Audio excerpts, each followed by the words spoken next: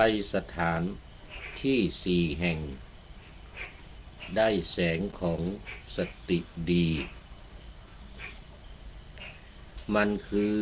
บทเรียนชีวิตเรานี้ที่สมบูรณ์โรงพยาบาลเตือนให้ดูแลกายสุขเพิ่มพูนเรือนจำเตือนให้คุณควบคุมจิตสงบใจวัดเตือนให้ยกระดับจิตตวิญญาณให้สูงยิ่งขึ้นไปและสุสานเตือนเวลาของเราว่ากำลัง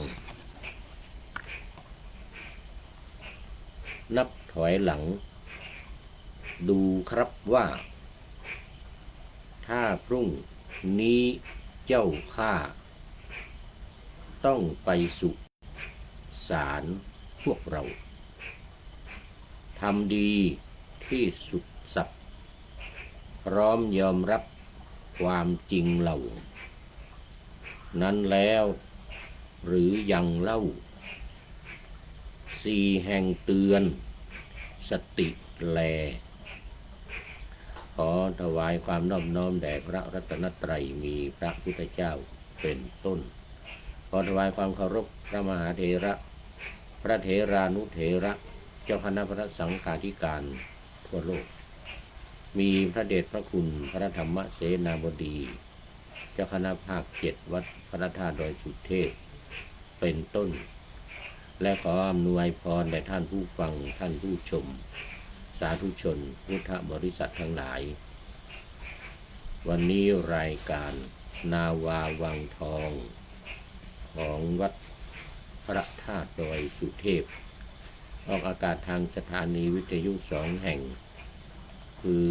สถานีวิทยุพระพุทธศาสนาแห่งชาติและจริยธรรมวัดพระธาตุดอยสุเทพระบบ FM 96 เมกะเฮิรตซ์มีพ่อครูวันลบนามวงกรมเป็นผู้อำนวยการอาจารย์พระมหาประสิทธิ์ประสาธิโกเป็นหัวหน้าสถานีและอาตมภาพพระครูปริยัติยานุศาสตร์เป็นผู้บรรยายเป็นประจำในวันศุกร์เสาร์และอาทิตย์3 วัน 5 เวลา7:30 นาทีถึง8 นาฬิกาและ13 ถึง 14 นาฬิกาวันเฉพาะวันศุกร์กับวันเสาร์นะภาคบ่ายและสถานีวิทยุเพื่อการศึกษาพระพุทธศาสนาและวัฒนธรรมวัดฝายหินตำบลสุเทพอำเภอเมืองจังหวัดเชียงใหม่มีพระครูสมุวิสุวัฒน์วรกิจโจเป็นผู้อำนวยการนำออกอากาศในวัน พุธเวลา 17 ถึง 18 นาฬิกาวันศุกร์และวันเสาร์เวลา 14 ถึง 15 นาฬิกาและวันอาทิตย์เวลา 15 ถึง 16 นาฬิกาวันนี้ก็บันทึกเสียงล่วงหน้ามา1 วันผ่านทาง Facebook Live สวัยเทพบุญและระบบ MP3 ของวัดฝายหินทีมงานแอดมิน คือท่านพระครูสมุวิสุวัฒน์วรกิจโจช่วยดำเนินการตัดต่อรายการและก็ทำเป็น MP3 ส่งสถานีวิทยุให้ ก็ต้องขอขอบคุณท่านพระครูสมุวิสุวัฒน์วรกิจโจเจ้าอาวาสวัดฝายหินหัวหน้าทีมงานการตัดต่อรายการไว้ณที่นี้เป็นอย่างยิ่ง เอาละตอนนี้ก็เข้ามาสู่เนื้อหาของรายการกันเลย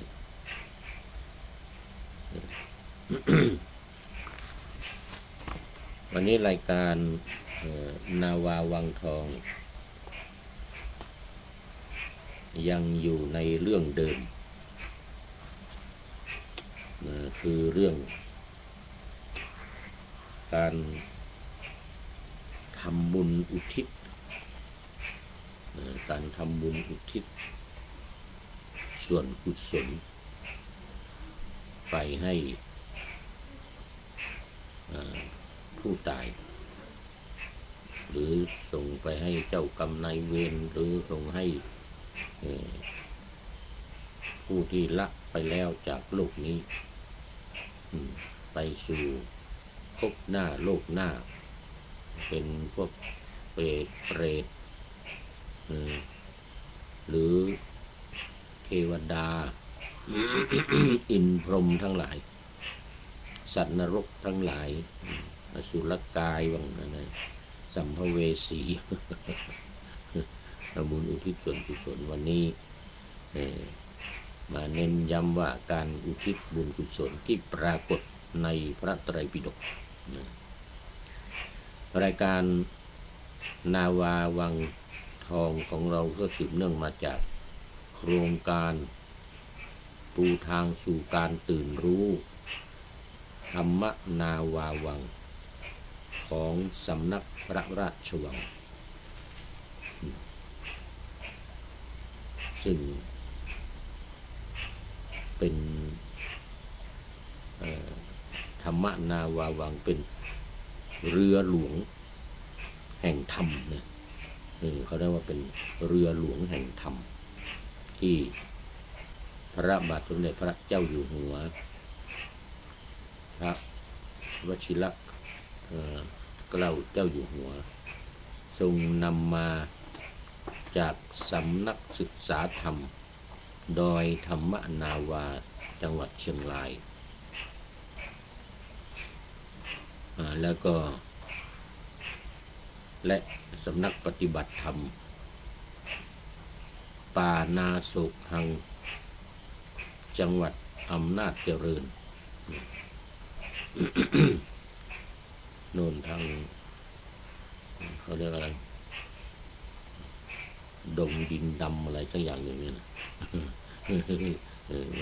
จำไม่ได้แล้วเป็นสำนักเดิมของพระเดชพระคุณ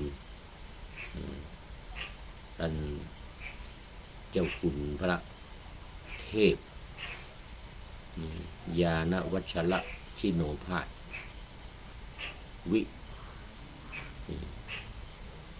ซึ่งได้ทำการวิจัยมา20 ปีสมัย อยู่ที่สำนักศึกษาธรรมดอยธรรมนาวาจังหวัดเชียงรายก็ได้ภาคเพียรพยายามฝึกหัดปฏิบัติทดลองเรียกว่าทำการวิจัยในรูปแบบต่างๆของการปฏิบัติธรรมจากวิธีการต่างๆที่องค์สมเด็จพระสัมมาสัมพุทธเจ้าได้ประทานไว้ในพระไตรปิฎกในคัมภีร์ปกรณ์ต่างๆคัมภีร์วิสุทธิมรรคคัมภีร์อะไรวิปัสสนาทั้งหลายและที่สำนักครูบาอาจารย์ทั้งหลายปฏิบัติกันมาไม่ว่าจะเป็นสำนักหลวงปู่มั่นหลวงปู่ฟั่นหลวงปู่เทศอะไรต่างๆครูบาเจ้าศรีวิชัยครูบาขาว ปีครูบาวงอะไรดังๆหลวงปู่ชาหลวงปู่ขาวหลวงปู่แหวนอะไรทั้งหลายที่เป็นครูบาอาจารย์ที่ผ่านมาปฏิบัติกันท่านเจ้าคุณท่านอาจารย์ต้นอาจารย์ต้นหรืออาจารย์ทวีวัฒน์จารุวรรณโนนี่นะสมัยเป็นพระหนุ่มๆไปศึกษาไปปฏิบัติดูแนวทางต่างๆของครูบาอาจารย์ทั้งหลายที่ปฏิบัติมาแล้วก็พยายามทำตามแล้วก็ไปฝึกฝนอบรมด้วยตนเองโดยเฉพาะที่ดอยธรรมนาวาจังหวัดเชียงรายสำนักศึกษาธรรมดอยธรรมนาวาจังหวัดเชียงรายรวมทั้งหมด20 ปีมาลงตัวมาสรุปเนี่ยเรียกว่าซัมเมอร์ไลท์การวิจัยเมื่อปีพุทธศักราช 2567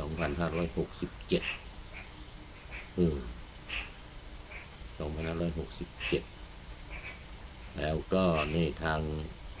สำนักพระราชวังนี่พระที่นั่งอัมพรสถานได้ทำหนังสือนี่4 เล่มนี่หลักการชาวพุทธเล่มหนึ่งนะแล้วอีก3 เล่มมีวิธีการปฏิบัติกรรมฐานนะ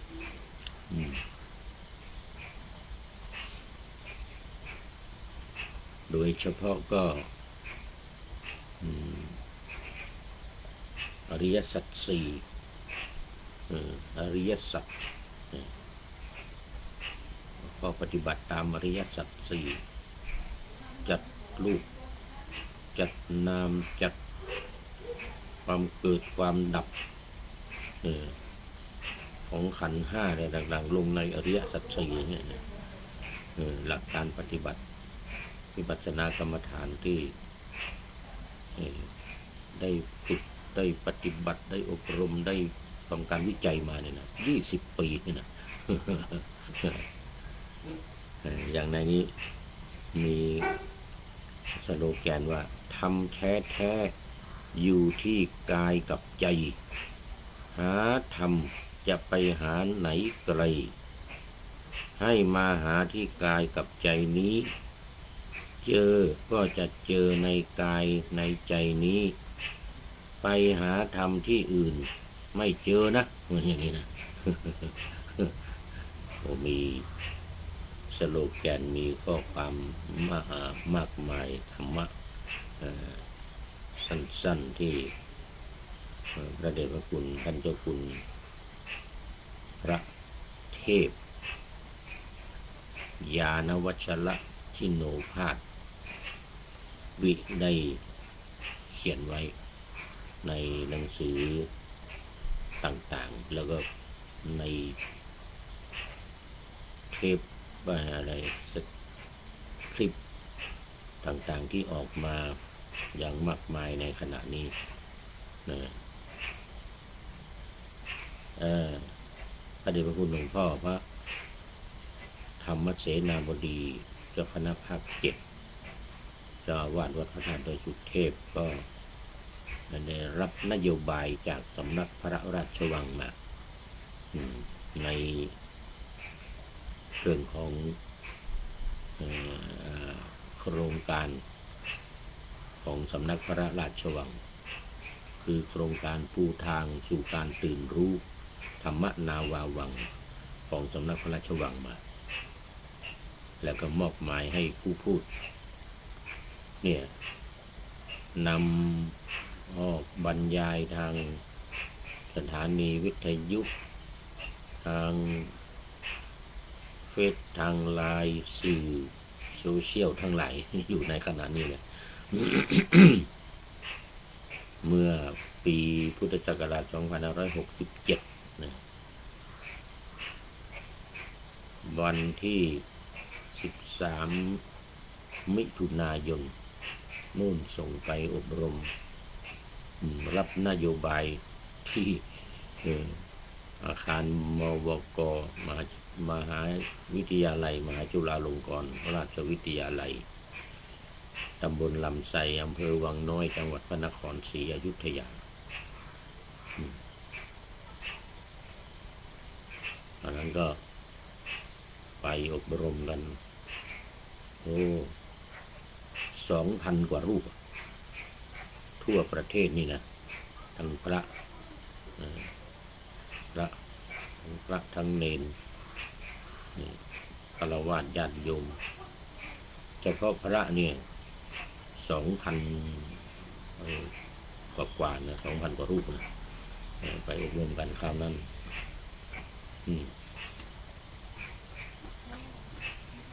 แล้วก็รายการของเรานี่นาวาวังทองเนี่ยเราเพิ่มคำว่าทองเข้ามาเพิ่มคุณค่าของธรรมะในรายการเหมือนกับทองคำนี่คือยิ่งตอนนี้ทองคำก็ราคาแพงนะเนี่ยแข่งกันกับดอลลาร์เนี่ยขึ้นลงอยู่ตอนนี้หลายพันหลายหมื่นคิดเป็นเงินไทยเนี่ย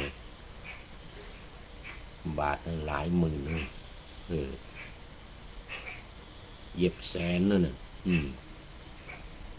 เพราะนั้นธรรมะในรายการของเรานี่เหมือนกับทองคำเลยเดียวนี่มีคุณค่ามากธรรมะนาวาวังเนี่ยโครงการของสำนักพระราชวังโครงการปูทางสู่การตื่นรู้ธรรมะนาวาวังประกอบไปด้วยหลักการ4วิธีการ6แล้วก็ผู้พูดนี่เพิ่มอุดมการให้อีก3 ข้อตามแนวทางนี่นะมีอุดมการเพิ่มอุดมการให้อีก3 ข้อคือ 1. ท่องจำ 2. ทำความเข้าใจ 3. นำไปปฏิบัติว่าเป็นคำคล้องจองกันท่องจำทำความเข้าใจนำไปปฏิบัติใน3 อย่างเป็นอุดมการณ์ขั้นสูงสุดของโครงการปูทางสู่การตื่นรู้ธรรมนาวาวังนี้ประกอบกับหลักการ4คือเข้าถึงพระรัตนตรัย 1. เข้าถึงธาตุกรรมฐาน 4 1. เข้าถึงขันธ์ 5 1และเข้าถึงอริยสัจ 4นี่เป็นหลักการใหญ่เลยหลักการใหญ่เลยไตรลักษณ์ 1ไตรลักษณ์ 2ธาตุกรรมฐาน 3ขันธ์ 5 4อริยสัจ 4อริยสัจจำมาเลย4หลักใหญ่เลย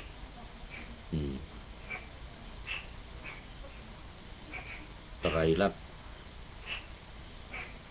ธาตุกรรมฐาน 4ขันธ์ 5อริยสัจ 4นี่เป็นหลักใหญ่ใจความของโครงการปูทางสู่การตื่นรู้ธรรมนาวาวัง ธรรมนาวาวังเรือหลวงแห่งธรรมแล้ววิธีการ6หลักการ4วิธีการ6ก็คือ 1. ท่องไตรลักษณ์นี่นะรัตนตรัยนี่รัตนตรัยหรือไตรลักษณ์นี่ ให้จำท่องนี่คือท่องให้จำและทำความเข้าใจพระไตรลักษณ์พระพุทธพระธรรมพระสงฆ์นี้ให้ชัดเจนแจ่มแจ้งให้ดีแล้วก็นำไปปฏิบัติตามอุดมการณ์นำไปปฏิบัติตามนี้อย่างเคร่งครัดมัดแม่น อย่างเคร่งครัดมัดแม่นเลยทีเดียวไม่ให้พลาดไม่ให้ผิดแผกแตกต่างไปจากหลักการทั้ง4อย่างนี้วิธีการทั้ง6อย่างนี้นี่ท่องจำท่องไอ้พระรัตนตรัยเนี่ยพุทโธเมนาโถธัมโมเมนาโถสังโฆเมนาโถนี่นะ ให้จำติดตาติดหูติดปากติดใจขึ้นใจยอมรับนอนหลับก็ท่องได้ปากไม่ต้องท่องใจท่องเอาขนาดนั้นเลยนี่เป็นผลการวิจัยที่ท่านเจ้าคุณเทพได้ทำมาลงอย่างนี้ท่องพระรัตนตรัยแล้วก็2ท่องธาตุกรรมฐาน4อย่างดินน้ำไฟลมนี่นะท่องให้ติดปากติดใจทุกตัวอักษรที่เขียนไว้เป็นต้นว่าธาตุ4คือดินน้ำไฟลมเนี่ยธาตุใดมีลักษณะแข็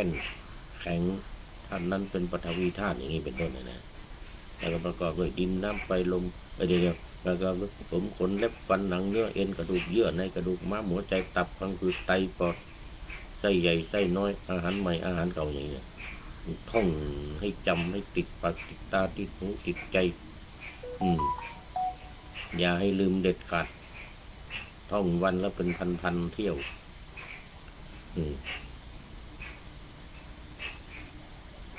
แล้วเพิ่มในข้อที่2เนี่ยพอท่องธาตุกรรมฐานเสร็จแล้วเพิ่มแก่การทักอารมณ์เข้ามาทักอารมณ์อย่างความโกรธความหลงความใคร่เกิดขึ้นเราถูกความใคร่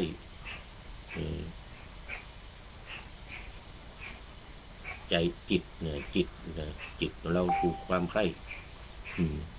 อารมณ์คือความใคร่เกิดขึ้นกับจิตของเราอะไรนี่นะเพิ่มเข้ามาในข้อ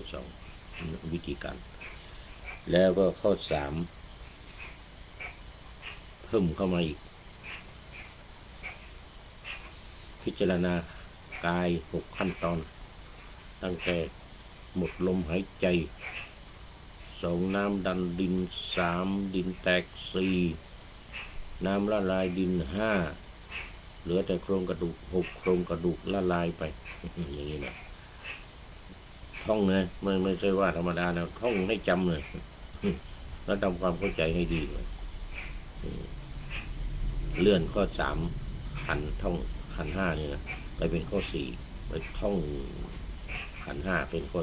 4แล้วก็เพิ่มข้อ5ก็ว่าเรียนรู้ขันธ์5ให้ชัดเจนให้แจ่มแจ้งให้เข้าใจให้รู้เขาเรียกว่าเรียนรู้ขันธ์5ว่ามันเกิดมันดับยังไง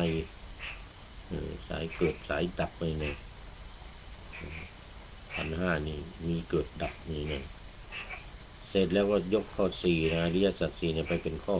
6โดยการพิจารณาการเกิดการดับของขันธ์5ลงในอริยสัจ4เป๊ะเลยอย่างนั้นในหลักการ4วิธีการ6อุดมการ3หลักการ4วิธีการ6ของธรรมนาวาวังนี่แล้ววันนี้ก็เข้ามาสู่เรื่องของรายการทำบุญ การทำบุญมีไหนล่ะเดี๋ยว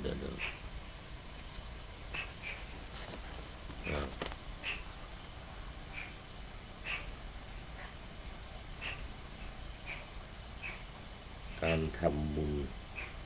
อุทิศที่ปรากฏในพระไตรปิฎกหายไปไหนแล้ว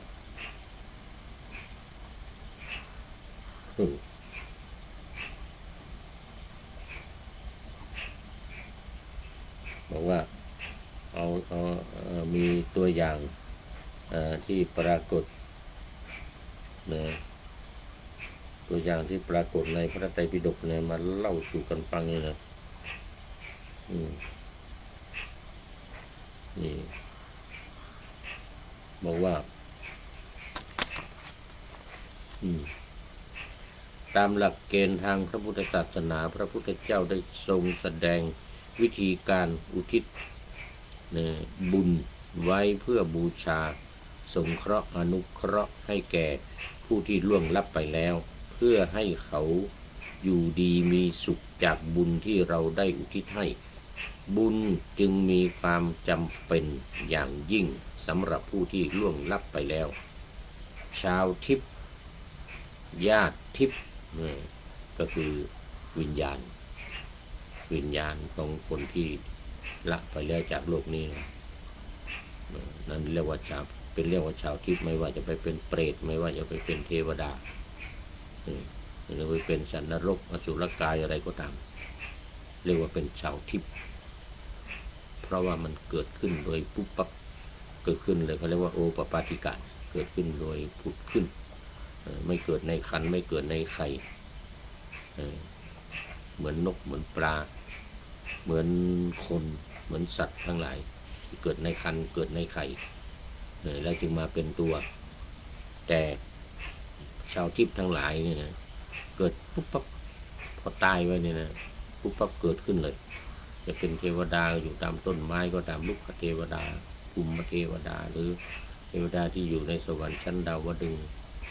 ชั้นดุสิตชั้นมานรดีปรนิมิตวสวัสดีหรือท่านจาตุมก็ตามพวกยักษ์พวกคนทันพวกมารทั้งหลายนะหมู่นี้เรียกว่าชาวทิพย์ทั้งนั้นเป็นทิพย์เกิดขึ้นโดยปุ๊บปั๊บโดยไม่มีไม่ต้องไปเกิดในครรภ์ในไข่เหมือนพวกเราทั้งหลายเรียกว่าชาวทิพย์พระพุทธเจ้าทรงแสดงเรื่องราวระหว่างมนุษย์กับชาวทิพย์ไว้ในหลายพระสูตรคำสอนของพระองค์ได้บ่งบอกว่ามนุษย์กับชาวทิพย์จะปฏิบัติต่อกันอย่างไรจึงจะเป็นการสมควรเช่นในติโลกุตทสูตรพระพุทธเจ้าทรงบอกให้พระเจ้าพิมพิสารอุทิศให้แก่เปรตที่เป็นญาติทิพย์ทันทีในขณะที่ถวายทานคำว่าอุทิศบุญทันทีนี่ก็คืออุทิศบุญในขณะที่สิ่งของที่ต้องการถวายหลุดจากมือเราเลยนะพอเราประเคนปุ๊บนี่นะเราอุทิศทันทีเลยโดยไม่ต้องกรวดน้ำบุญก็สำเร็จแก่เปรตเหล่านั้น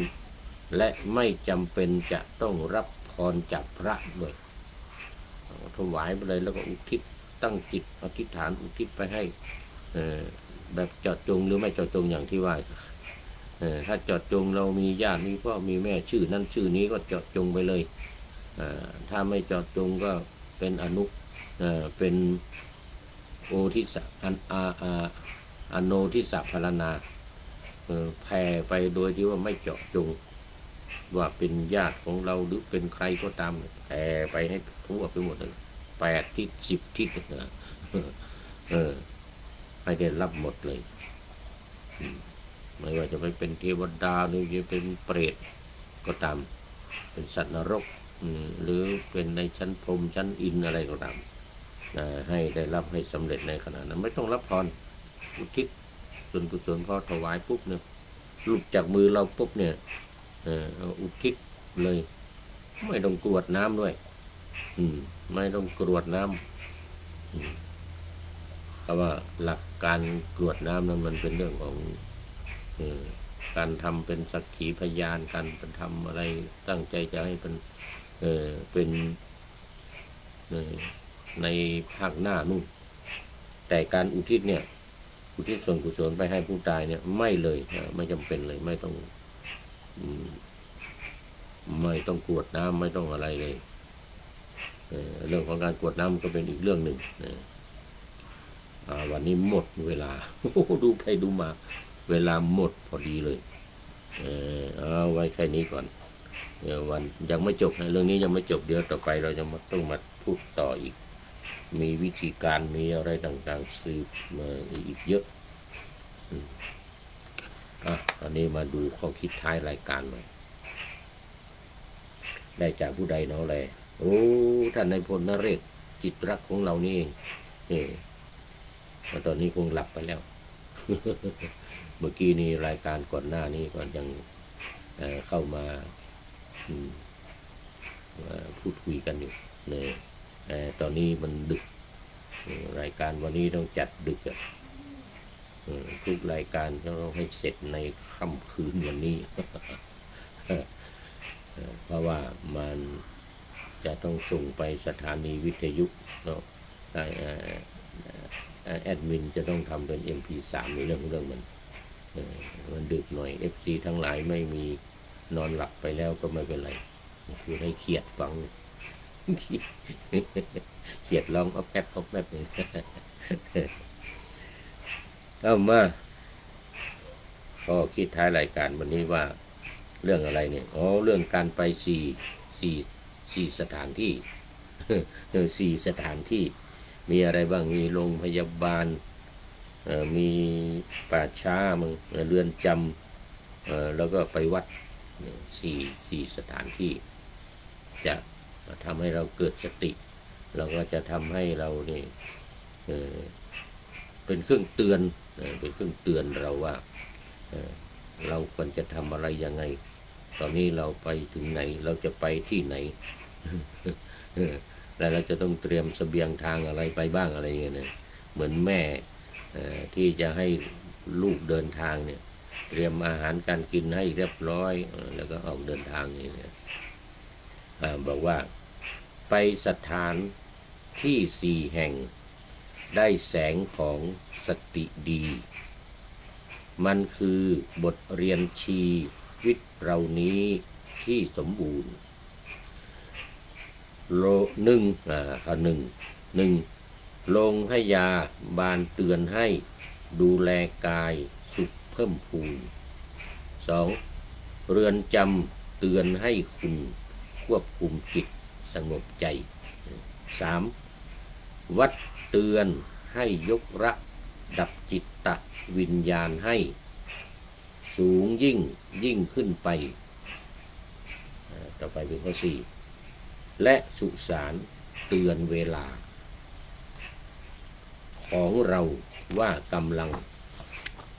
นับถอยหลังดูครับว่าถ้าพรุ่งนี้เจ้าข้าต้องไปสุสานพวกเราทำดีที่สุดสักพร้อมยอมรับความจริงเหล่านั้นแล้วหรือยังเล่า4 แห่งเตือนสติแลขอขอบคุณท่านนายพลนเรศจิตลักษณ์ไว้ณที่นี้เป็นอย่างยิ่งที่ได้ให้ข้อคิดในเรื่องการไปที่4 สถานนี้ไว้เป็นข้อคิดในท้ายรายการนาวาวังทองค่ำคืนวันนี้ขอนำนาวาวังทองไปก่อนแล้วจะย้อนมาใหม่ในวันหน้าคือวันพุธศุกร์เสาร์อาทิตย์ตามตารางเวลาที่วางอยู่ข้างในเป็นธรรมะจากพระราชวังเป็นนาวาโด่งดังสว่างไสวเป็นทองคำล้ำค่ากว่าสิ่งใดชุบชีวิตจิตใจให้ใสงามขอเชิญท่านทั้งหลายนำไปท่องตามคุณของพระรัตนสาม พุทโธเมนาโถธัมโมตามสังโฆเมนาโถยามภาวนาว่าบ่อยๆซ้ำๆจำในจิตจนมันติดในใจไม่หายหน้านอนนั่งยืนเดินจำทุกเวลาตั้งแต่ตื่นขึ้นมาถึงหลับไปขอทุกท่านมีความสุขขอทุกท่านได้ผลจากปฏิบัติได้กำจัดความทุกข์พบสุขใสพลันปลอดโปร่งโล่งสบายทั้งกายใจอยู่ที่ใดใจสงบพบนิพพานขอเจริญพร